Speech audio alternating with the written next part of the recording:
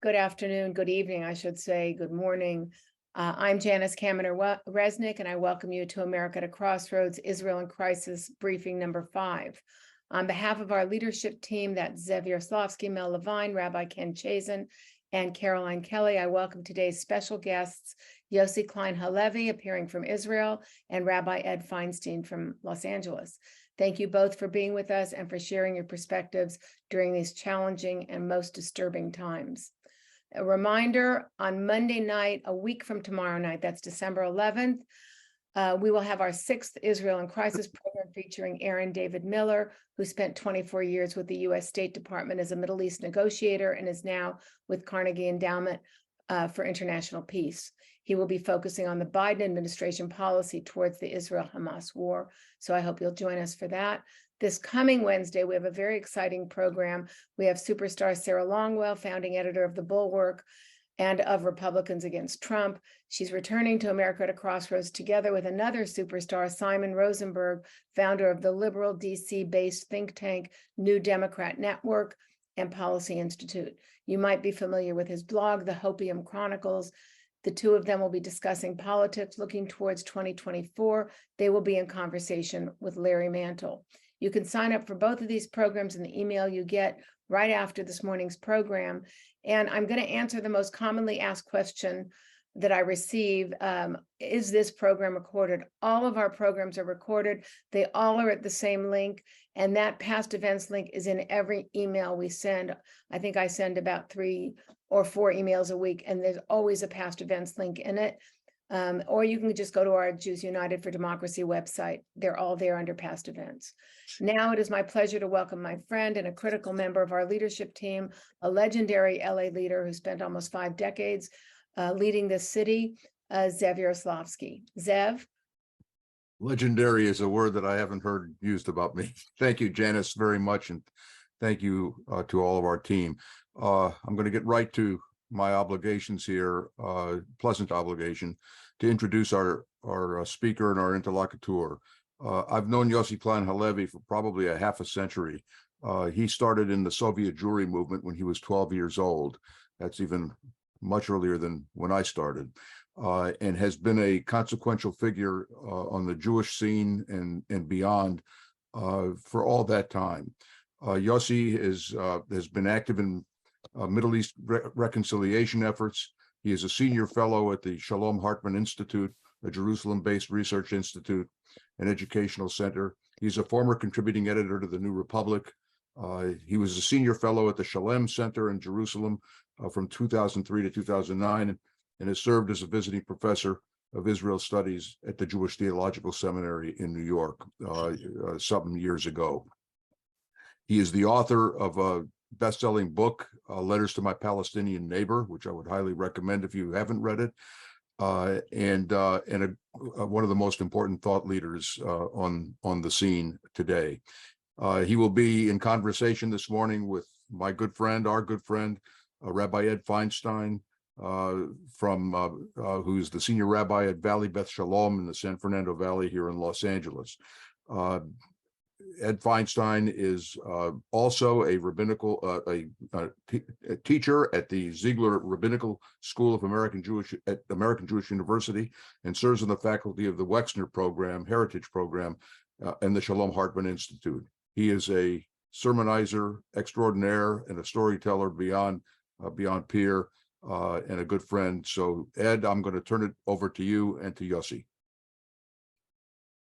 Yossi, Shavua Tov, welcome. It is always an honor to spend time with you, and I regret that it's in such difficult times of crisis and times of pain.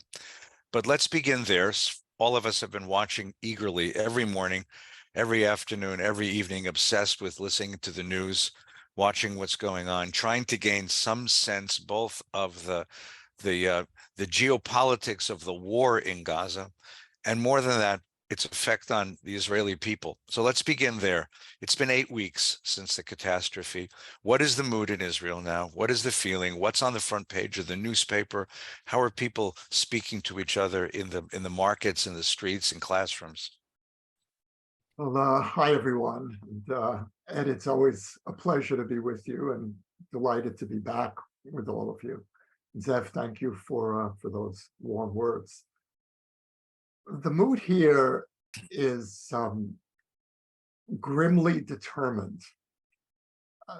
The polls show that 90+% of the public, the Jewish public, wants the war to continue until Hamas is brought down.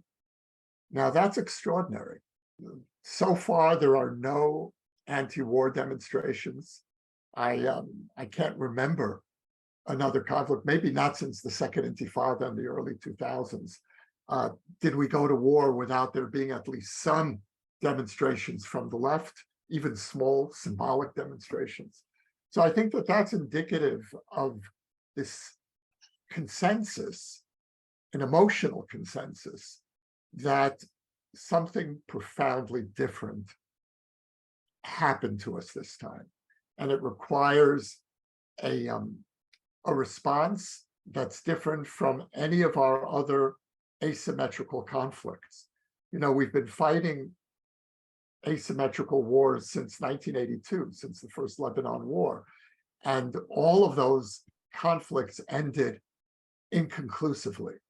And so the mood here is that this asymmetrical conflict, which is probably the most brutal of any of the conflicts we've had until now, this is one asymmetrical conflict that we can't lose. And that's the conversation. But you know what? It isn't actually even a verbal conversation. It's what people take for granted. That's the starting point, the ground. People are still, I think, in a state of shock. I know I am. I don't think I've begun to really process October 7th. And more details are coming out. And there's this tremendous sense of disconnect with the rest of the world, which has moved on to the next phase of the so-called cycle of violence. And that's not where the Israeli public is at all. We're still processing October 7th. We're still talking about what happened. We're still exchanging details. And so that's another component. The hostages, of course, are continuing to rivet the public's attention. We know details, we know the names, the stories, and details are beginning to come out about what the hostages experienced. We only have a small inkling, and I suspect that hostages are not speaking freely because of those left behind, and they don't want to endanger them by revealing too much of how they were treated. But the little that we know is simply appalling. And so we're in this very strange moment here, which I don't recall, where we're traumatized and determined to win at the same time. Morale in the army and on the home front is extraordinary. And if the government tries to prematurely end the war, there will be a public uprising. So this is something, you know, maybe the only time that in some way remotely compares is the Yom Kippur War, which you and I had experienced together as students at Hebrew University. But this is so much more intense because, you know, the Yom Kippur War happened, we didn't really know how bad the situation was until we were already starting to win, at least at the home front. Right. And now, of course, we know everything instantly and live. And so we're, and the final piece, I would say, of what we're processing here is the reaction of the progressive West. And that, for all of Israeli cynicism, that has taken the public really by surprise. And it's slowly sinking in that we are increasingly alone. And so there's this sense of being assaulted from in multifaceted ways. We're fighting a war. There are losses at the front. We're finding ourselves pariahs increasingly in large parts of the West. We're still processing the trauma of October 7th. We're still saddled with the worst government in Israel's history. There's so much happening at once that I think we're all in overload. And that's probably true for diaspora Jews as well. So, there's a very strong halacha, very strong religious imperative that one watches what one says when one visits the house of Shiva.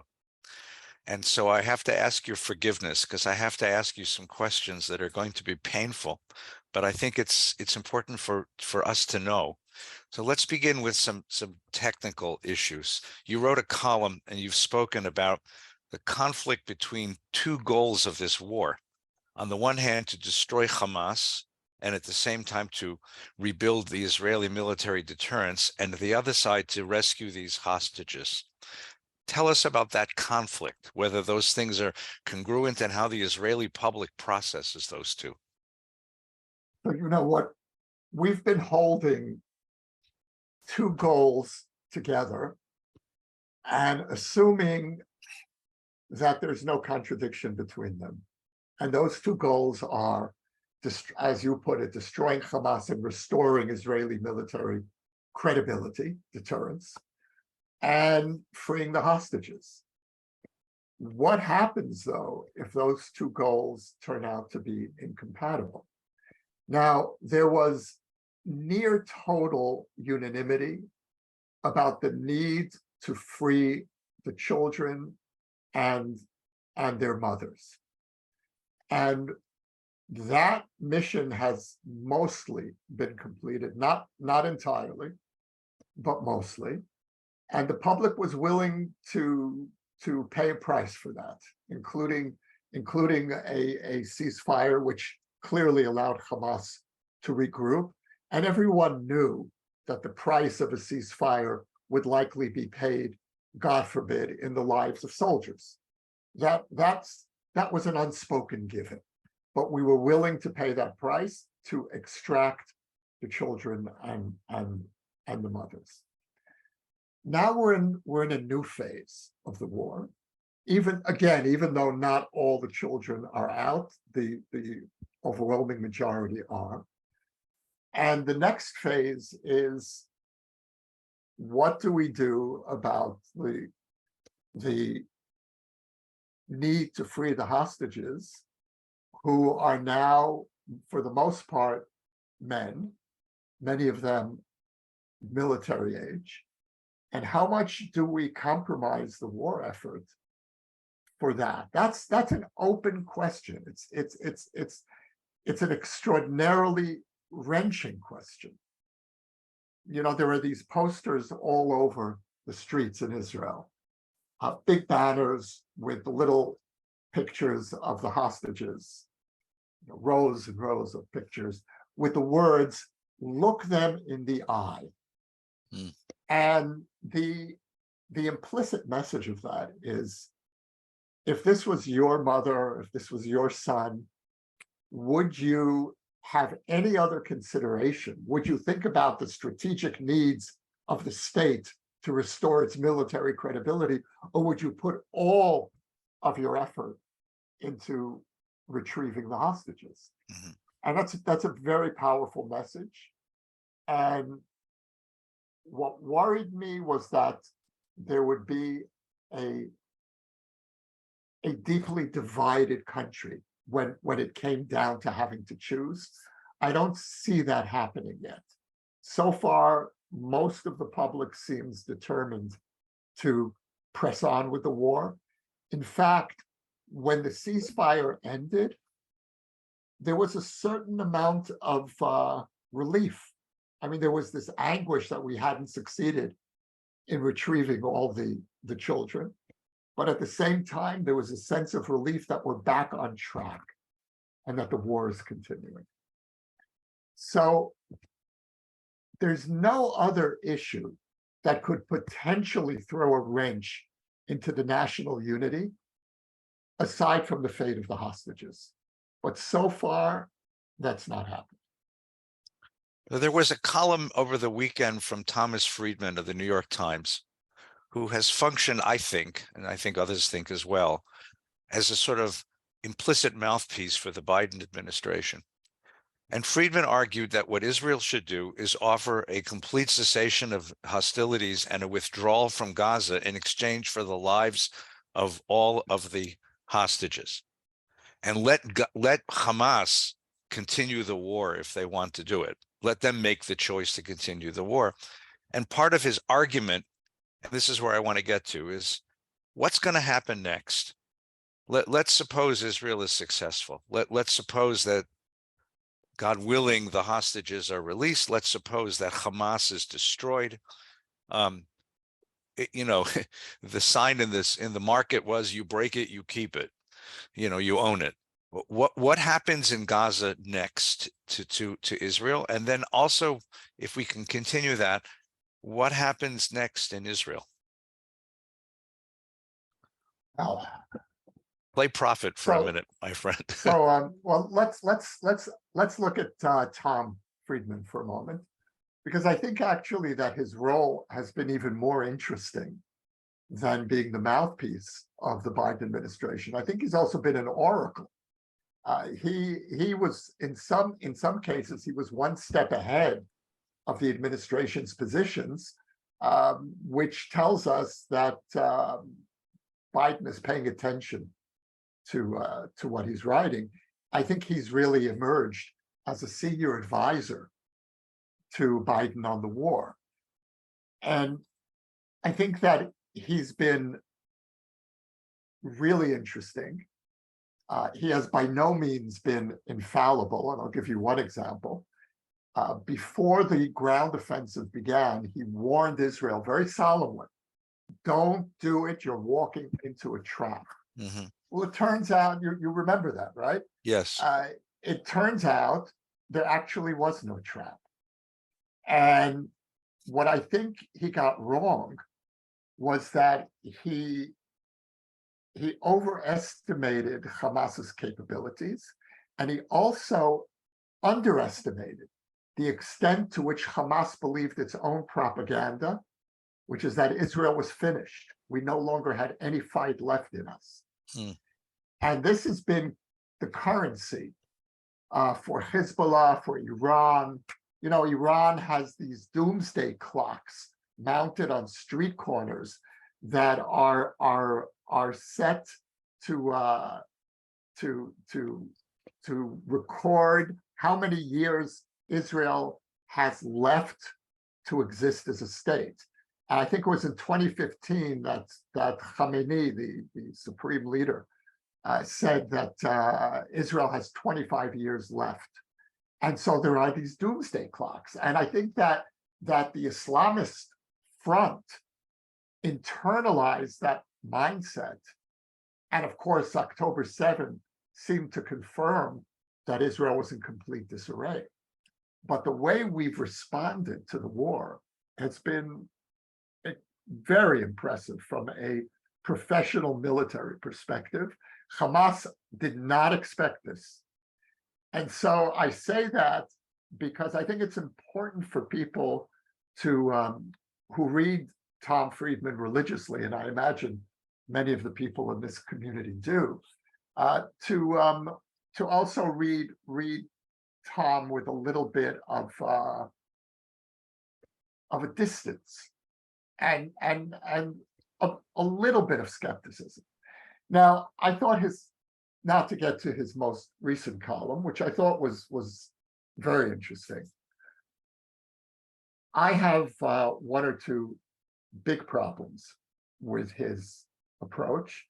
And that is, first of all, if you stop the war, you don't resume it. We have mobilized hundreds of thousands of reservists, close to 400,000 reservists. That's an enormous army.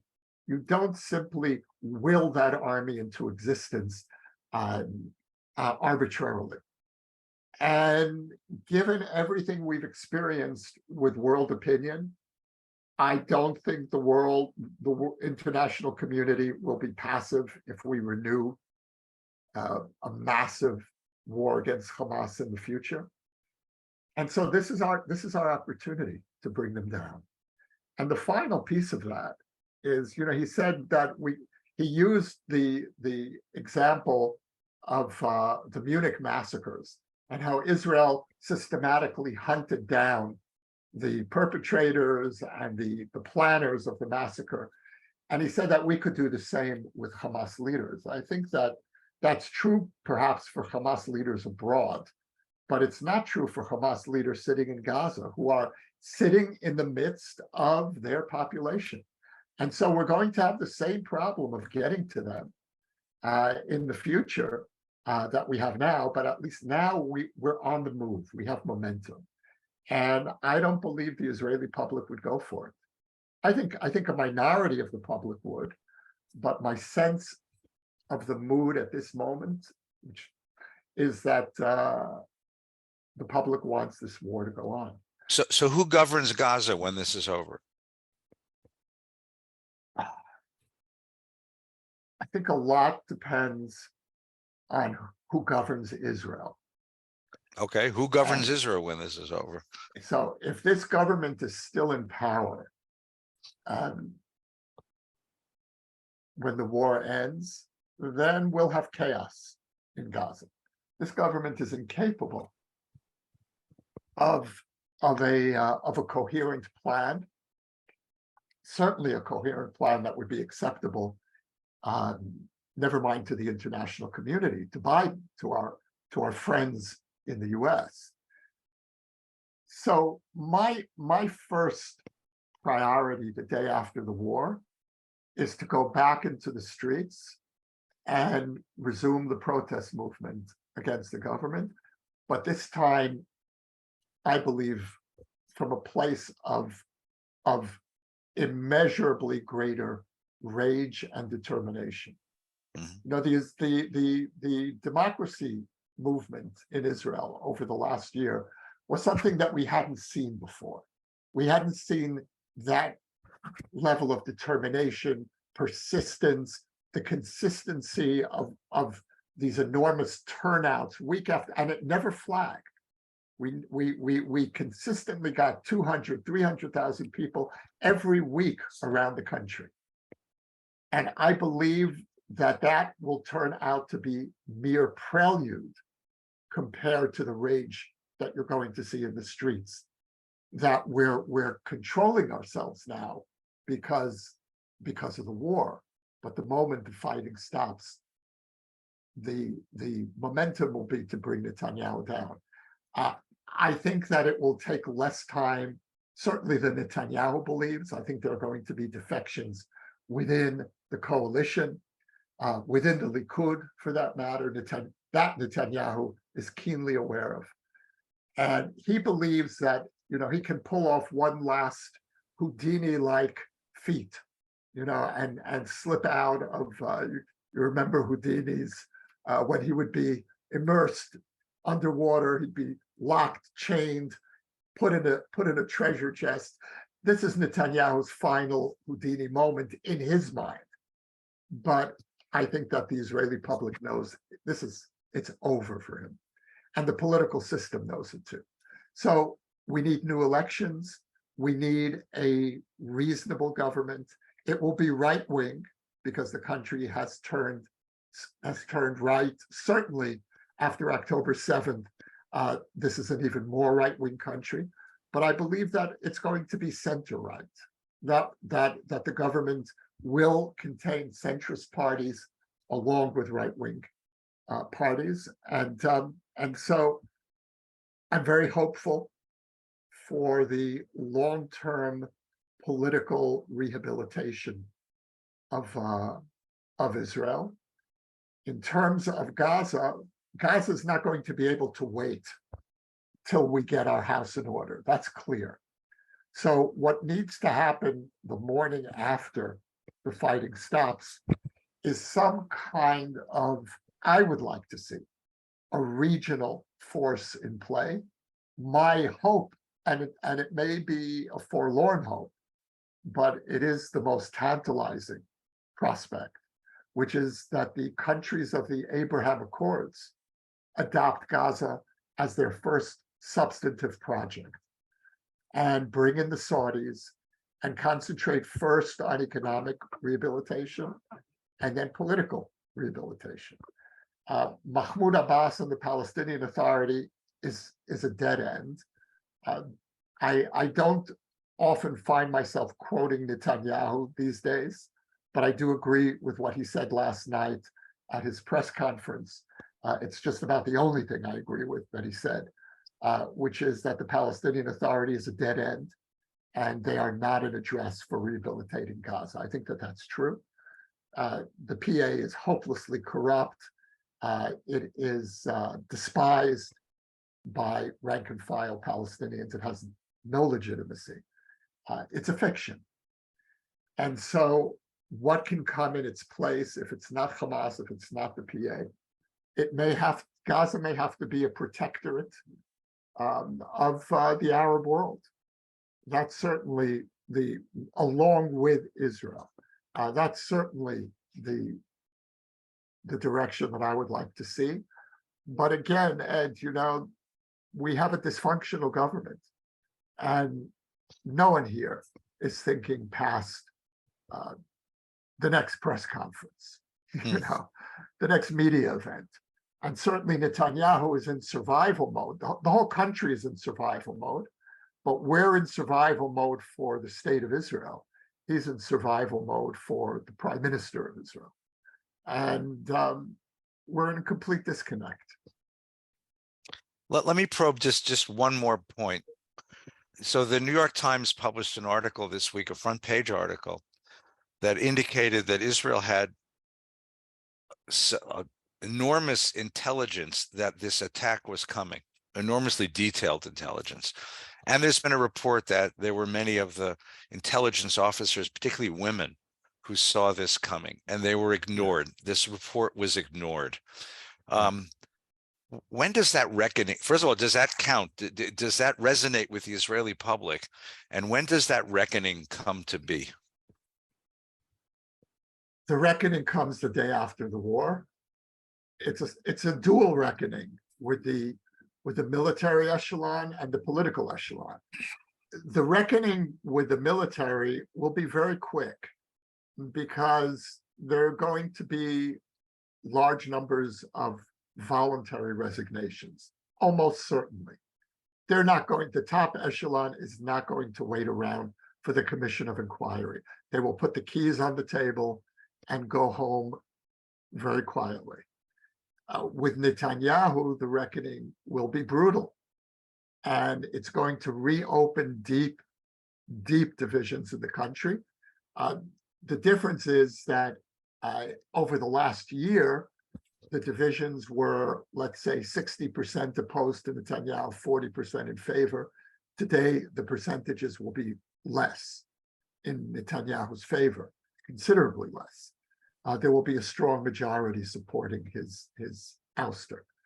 So when you ask about how it's resonating with the Israeli public, I'll use myself as an example, and it's really, I think, indicative of what I see around me as well, which is we don't want to know about that now. The army is performing more than competently, impressively. And that's something none of us could take for granted on October 8th. Given the abysmal performance of the army on October 7th, both obviously in securing the border and in anticipating this attack, and no less in how they handled the actual invasion. It took hours and hours for the army to show up, to organize. Right. There are so many questions that are burning in people's minds, but we're deferring that. And we're giving the army the benefit of the doubt. The army is by far still the most trusted institution in Israel. Still? Nothing comes close. Absolutely. Absolutely. And the army has acquitted itself impressively now. And it's proven that it's deserved our basic trust. I think that the attitude is they made an enormous mistake, a mistake of arrogance. And there are lots of levels to that mistake, including misogyny, because the people who were warning were almost all women, both in intelligence, and the young soldiers who were sitting on the border watching what's happening on their screens, all of whom were women, and were reporting back saying something is happening. There's something imminent happening. And they were just dismissed along with the women who sounded the alarm in the intelligence community. So there are multiple layers to this reckoning, but for now, the army is fighting. We're with the army. I'll tell you one thing that really impresses me about Yossi Halevi, who's the commander-in-chief, and others of the general staff. These people are carrying an enormous burden of guilt and failure. And they all know that as soon as the war is over, they're out. And yet, when you see the way that they're devoting themselves to winning this war, it's very impressive and very moving.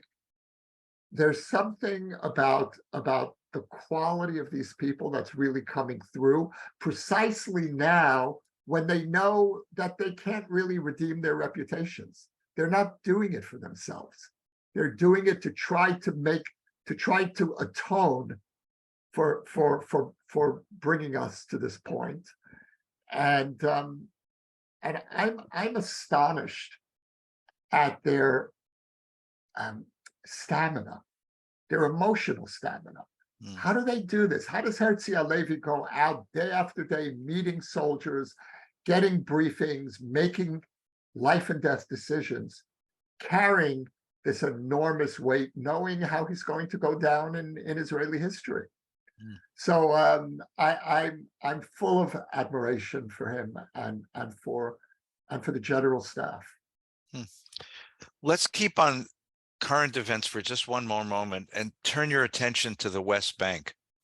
While all of this catastrophe is happening in and around Gaza, and of course in the cities of Israel, what's going on in the West Bank? What's going on with settlers and settler violence? And what's going on with the radicalization or not of the population on the West Bank? Well, one of the problems is that the Israeli public doesn't know what's happening. It's being drastically underreported here. Everyone's focus is on Gaza. Mm-hmm. And I think that's a big mistake. We're going to pay a price for that.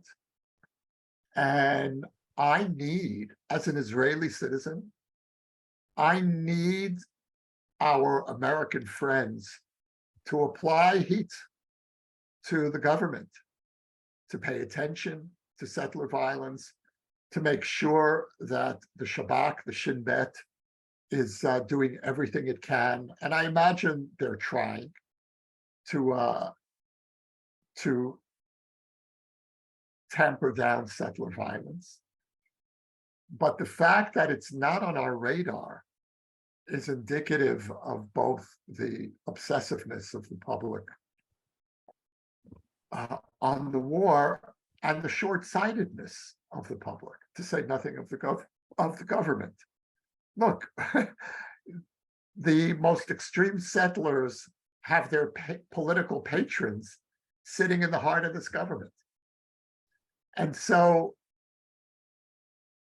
political pressure by our friends, by the American Jewish community, on the government to make sure that settler violence, first of all, for the most pragmatic reasons, to make sure that settler violence doesn't undermine the credibility of the Gaza war, which, as we all know, is under the credibility of that war is already under massive assault. And settler violence is a tremendous danger to our ability to continue to hold American support. So that message needs to be conveyed very clearly to the Israeli government. I wonder if I could ask you a sort of Shabbos question, which is to step away for a moment from the immediacy of this. I know it's very difficult, but and to think about a sort of a bigger picture for a minute. You just think about what Israel's gone through over the last several years. You know, you had 5 elections in 3 years, the fourth of which brought about, brought a coalition government that was kind of remarkable in its breadth and included Arab parties for the first time. The fifth election brought Netanyahu back into power with the far right, which was also unthinkable in Israeli politics. Then you had almost an entire year of hundreds of thousands of people in the street protesting in favor of democracy against the judicial coup. And now you have the October 7th catastrophe. The question is, how much stress can one put on a social fabric before it breaks? How much stress can you put on a population, on a political system before it breaks? This was by far the worst year in Israel's history, which is saying something. That's Right, really exactly. It's an achievement. Yes. And the Netanyahu government presented us with 2 images, 2 scenarios of the unraveling of Israel. The first scenario was an internal unraveling, and that was playing out over the last year. The second scenario was an external unraveling, and that played out on October 7th. That's what the destruction of Israel would look like if we were attacked and responded with complete chaos. So what the public is processing now are these 2 overwhelming images, overwhelming scenarios of what the end of Israel would look like. Either of those would be such a shock to the system that it would take us years to recover from. I think that the Israeli public has shown a remarkable degree of resilience. And the fact that the government went AWOL, not only on October 7th, but in the critical weeks afterwards, in terms of taking care of the home front, in terms of taking care of the evacuees from the Gaza border, from the northern border. The protest movement, the democracy movement, stepped in where the government services were failing and mobilized the public to donate massive amounts of clothing and food, and even took care of psychological counseling for the survivors of the massacre. That should have been done by the government. So I'm bringing this out to show that the Israeli public has remarkable reserves, tremendous strength in this society. But there certainly are limits to what a society can take before it starts to crack. I don't know if the cracks are going to be expressed politically. I'm worried about a further rise in the far right after this. I think that to some extent that's inevitable, especially among young people. October 7th is the formative event for a whole generation now that's instantly come of age. And I don't think the far right is the future of Israel. I think the mainstream of Israeli society craves healing more than anything else. And I think that's going to result in, and the polls show this, in a rise of a center-right coalition. But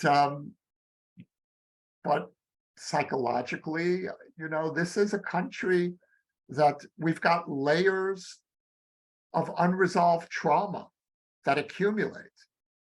And that's really the history of the Jewish people in the last 100 years. But in Israel, it happens intensively.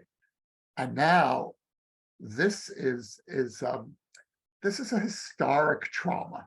This isn't, this is the second Intifada, but far, far greater.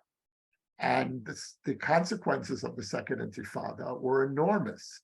Politically, it destroyed the Israeli left. Culturally, it brought a strong rise of spiritual search among secular Israelis. It strengthened the role of Jewish identity in the states. What this will bring, I guess it also depends how the war ends. It depends if the war spreads to the northern front and we find ourselves in a regional conflict against the entire Shiite Iranian arc, which I think is a real possibility. And then we're talking about a completely different kind of war, a massive assault on the Israeli home front, tens of thousands of missiles fired from Lebanon, from Syria, from Iran itself. And so in some sense, I don't think the trauma has nearly played itself out yet. And the Israeli public knows that. We know what could be coming.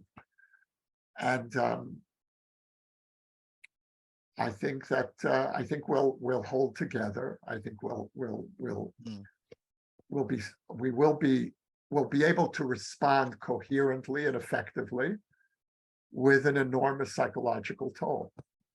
So I don't mean to press on the wound, but I want to ask one more question about this. So in the 70s, I would think it was 76 or 77, there was a popular song in Israel that said, Kol ha'olam negdenu. The whole world is against us. And I can't help but imagine that Israelis are also watching the way the international community, the world, is responding. And when you see hundreds of thousands of pro-Hamas demonstrators in capitals in London and elsewhere, how do Israelis respond? And how does a social fabric process that reality? It's interesting. When you were mentioning that song, I was thinking that, is there another country in the world that would have a popular song with those lyrics? And the funny thing about that song is it's a very upbeat tune. Yes. Yeah, the whole world is against us, but we got through worse. We'll get through this too, the Israeli kind of bravado. And this time, there are no songs about the world being against us. There's no sense of, oh yeah, that's okay. We know we can get through this. I think the public is in deep shock. And, it bears reminding ourselves that Israel is losing the public relations war to Hamas. It's a stunning moment. And that the slogan that has now been released into the mainstream of the West is a genocidal slogan, from the river to the sea. And it became popular at precisely the moment when Hamas gave us a glimpse of what from the river to the sea would look like. A genocidal pre-enactment of one big happy Palestinian state in which the Jews are helpless. And so it's an astonishing moment. And Israelis are struggling to understand this. And there is one category in which we tend to fit international hostility, which is anti-Semitism, which is traditional hostility to Jews. And I think that there's another category that maybe more sophisticated Israelis are struggling with, which is, what does this tell us about the moral condition of the West? that ultimately this is not about Israel. It's about the West. It's about a generation that's coming of age on campuses where the cause of choice is the regime that brought us October 7th. And so I think that that's also becoming part of the conversation, is this sober realization of fear that this is a symptom of a serious moral decline of the West. And in the past, Israelis would confine that speculation to Europe. But now America is front and center in Israeli anxiety about the future of the West. So what I'm trying to say is that Israelis are reacting in two ways. In a traditional Jewish response mechanism, they hated us, they always hated us, they always will hate us. And this is telling us something essential about the West that we need to pay attention to. So again, let's pursue this. At the risk of giving away too much, over the summer, you previewed for many of us in a seminar a book that you're writing about Zionism and why it was that Zionism was embraced so enthusiastically by Jews after the Holocaust, coming from your own background and coming from with a view to that generation. And it seems to me that October 7th has brought back so many ghosts, so many specters. The Jew is pariah, the Jew lonely in the world, the Jew is helpless, the Jew who is made victim of, made criminal culpability for his own victimhood.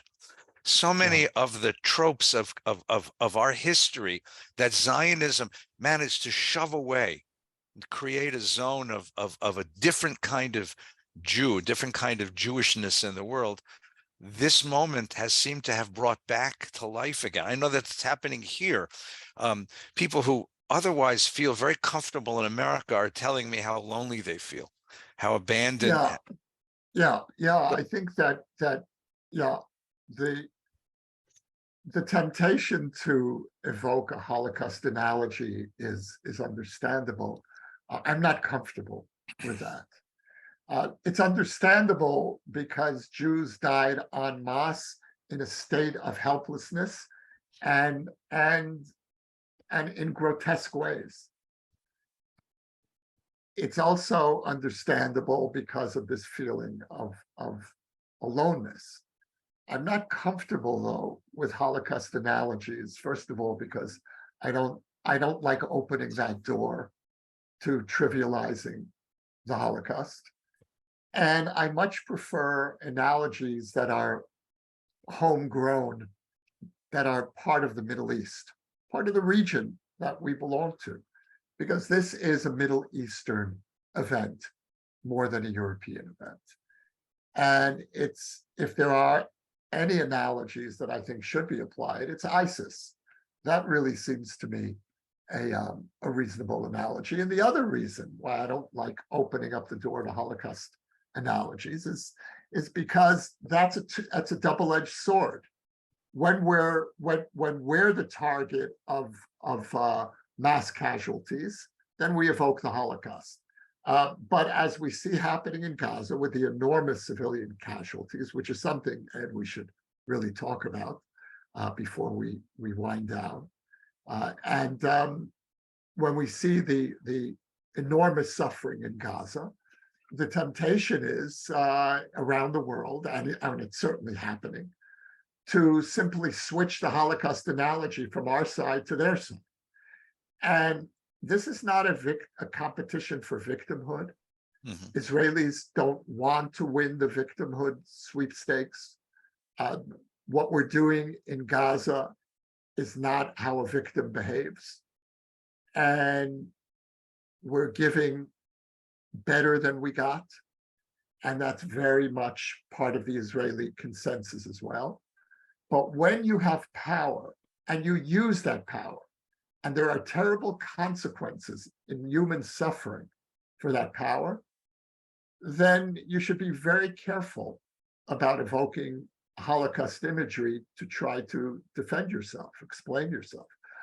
My defense for this war is very simply that no country can tolerate a genocidal regime that has already proven its genocidal capabilities and has every intention of continuing in that direction to remain on its border. That's simply untenable. And so I'm not apologizing for using our power. I'm heartbroken by the devastation. And I know that there's a moral burden to pay. You can call it karma, call it whatever category, whatever language you're comfortable with. But I believe very strongly in karma, and I believe that that there are moral debts that need to be worked out, and we are accumulating moral debts. I believe we have no choice. You know, I'm sure there are ways in which the war could be more effectively fought without as many civilian casualties, but I don't think that it would be appreciably different in all truth. I think that given the conditions in Gaza, given the goal of the IDF to bring the Hamas regime down, this is a recipe for a humanitarian catastrophe that's playing out. And I don't want to stop the war at all, not for a moment. But it also means that I have to bear the moral consequences of the devastation. Is there a sense of satisfaction within the Israeli public that the army is doing all that it can do to limit civilian casualties, or is there a sense of like the accusations have been made that there's a bit of callousness, there's a degree of callousness out of a sense of revenge? Look, there's no question that the rules of engagement have been loosened. And Israeli policymakers will justify that in the framework of international law. International law stipulates that proportionality is determined by its relationship to the threat that you face and to your military objectives.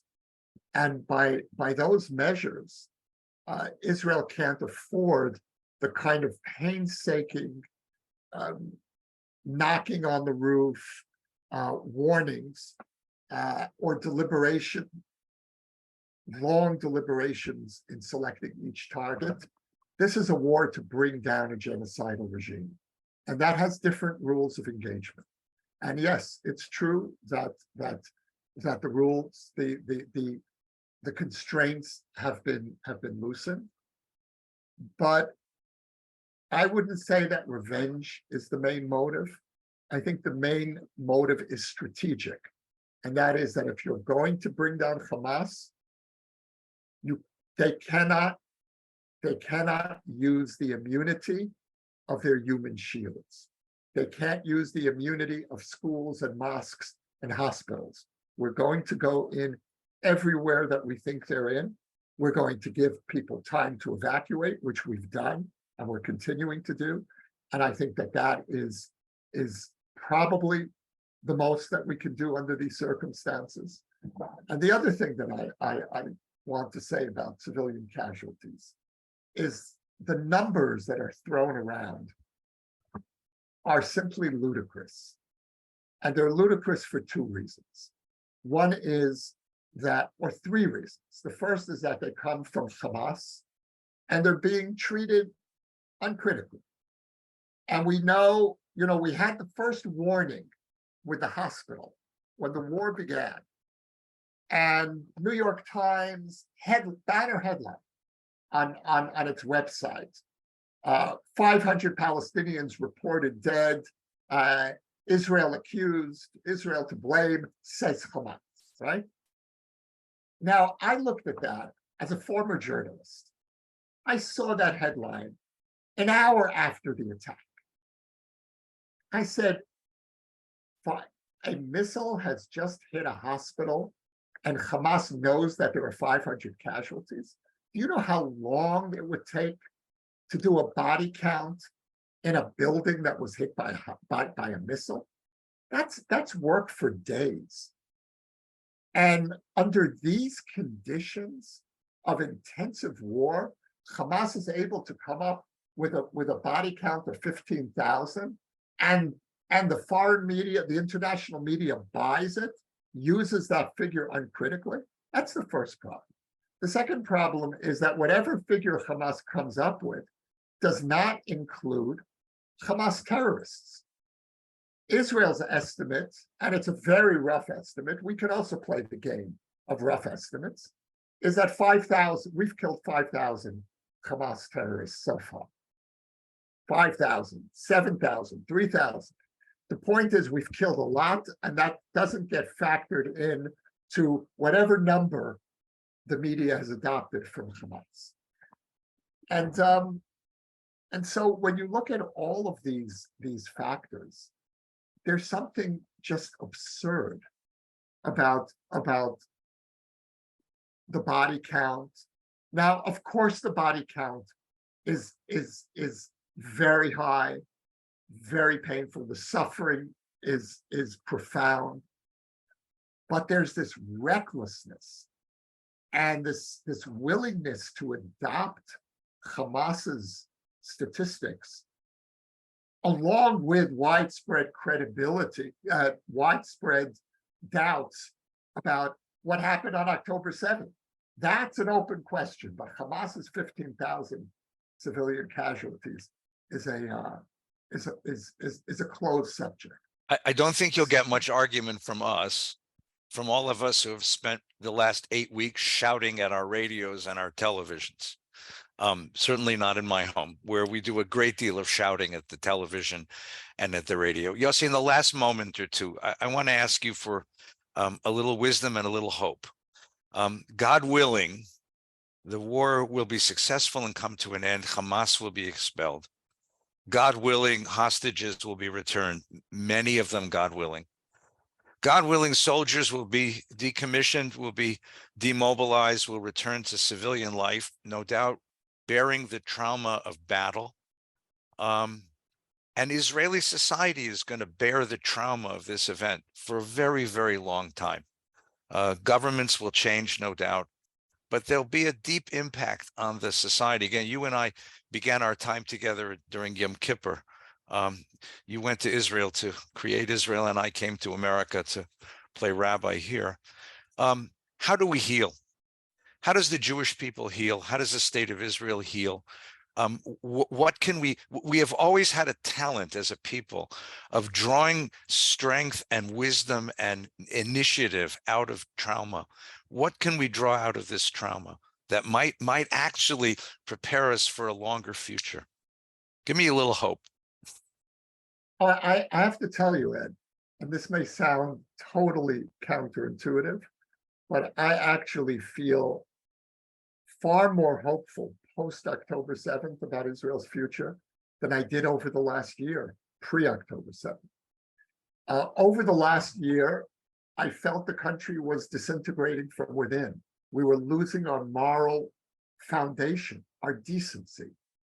And I didn't know if liberal Israel would have a place in the new Israel that this government was trying to create in its image, a nightmare Israel. And when you're being threatened from within, you don't know how to cope. When the threat is coming from your own government, I mean, in America, you've had some experience with that. But in Israel, you know, that's something we really can't afford that. And so I was fighting almost a clinical depression over the last year. That vanished on October 8th. Instead of depression, I went into trauma. but that's different. That's different. That's, you know, we know how to deal with external threat. the fact that this country came together, that we were able to instantly pivot from the lowest point in our national cohesiveness in our 75-year history to one of the peak moments of solidarity, literally overnight, gives me enormous hope for Israel. We've rediscovered our basic commonality. We've rediscovered our capacity to fight together, to die together if necessary, to sacrifice together. It's an extraordinary self-revelation and enormously reassuring. So there's that. Obviously, there will be no healing until there's a change of government.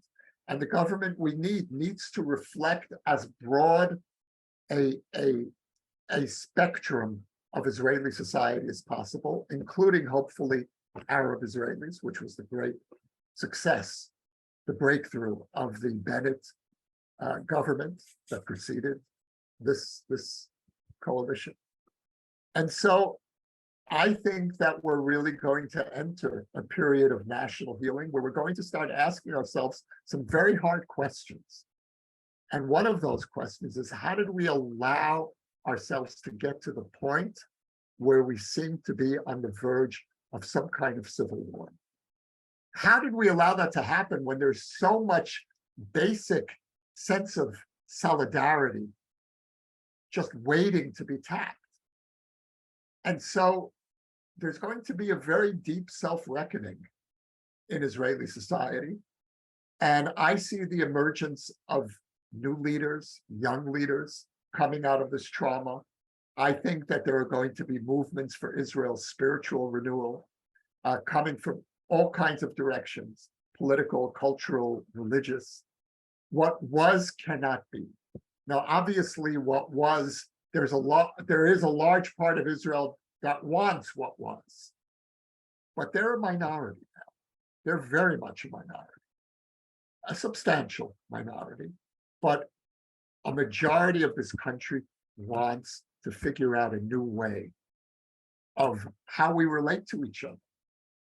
And my hope also extends to the region, because we have an opportunity to renew the Abraham Accords, to bring in the Saudis, and eventually to take this new configuration and apply it to the Palestinian tragedy. The Palestinian tragedy can only be solved regionally. It's not going to be solved bilaterally in negotiations between the Israelis and the Palestinians, and it's not going to be solved by the international community. It is a regional problem that requires a regional solution.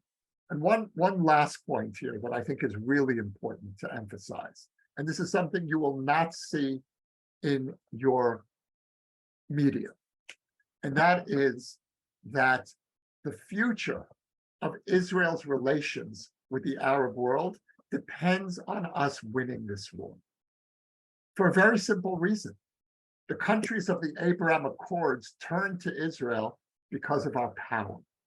They need a strong Israel.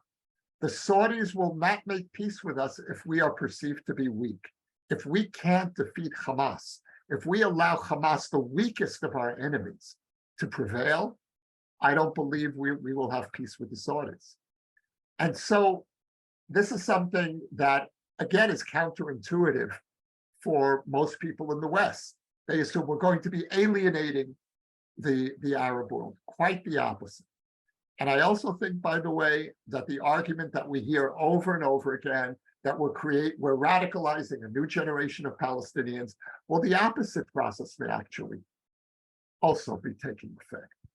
Many Palestinians might be asking themselves, is it really worth it? Look where Hamas has brought us time and time again. Just when we think we're going to win, we get this disaster. What radicalizes Palestinians and what radicalizes parts of the Muslim world is not Israel winning, but Israel losing.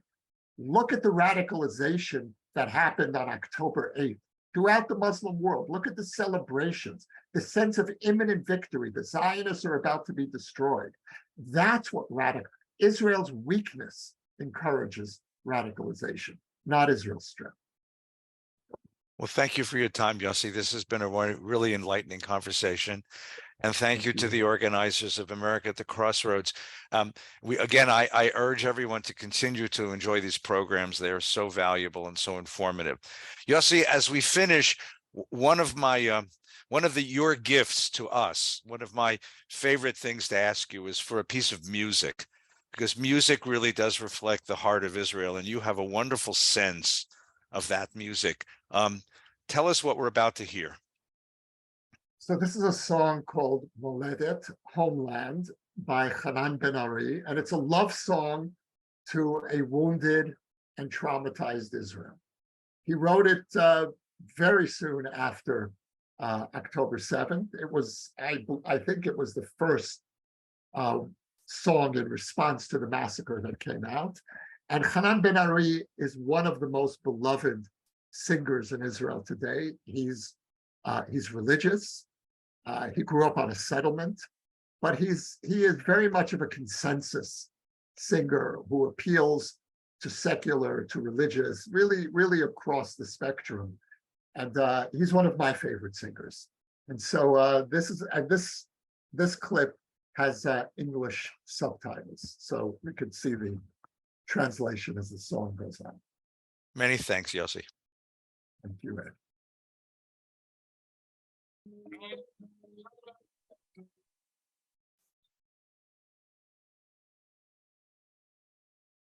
מקווה שאת עוד שומרת, רגעים שמחים למזכרת, פעם אנשים עוד כתבו לך כאן שירים על מחברת, זוכר, היפהפייה נרדמת, עד מתי תהי מדממת, ברחובות כולם אין חלום ואין סולם, אין גם דלת, או שלט, אז שם, שיר ישן, שיר ישן, שיר ישן נשאר, אך נאבד.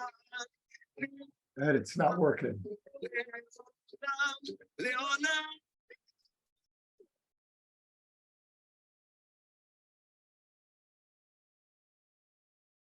אם חזרו לחברת, מישהו נרדם במשמרת, איפה החלום? אין אמת ואין שלום, אין גם צדק, רק צדק. אז שם, שיר ישן, שיר ישן, שיר ישן נשאר. I urge people to listen to the song at home. I'm sorry that it hasn't worked. לעולם לא נשבר, בשלום ובצר, במתוק ובמה, רק איתה אני שם. We have no punishment.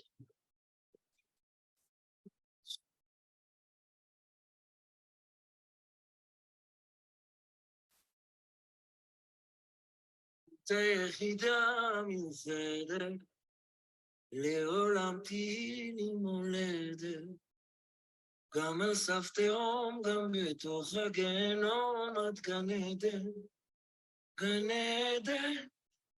תשכח ימיני, תדבק לשוני לחכים, תבס חלכי, תבלח לעת ירושלים, לראש שמחתי.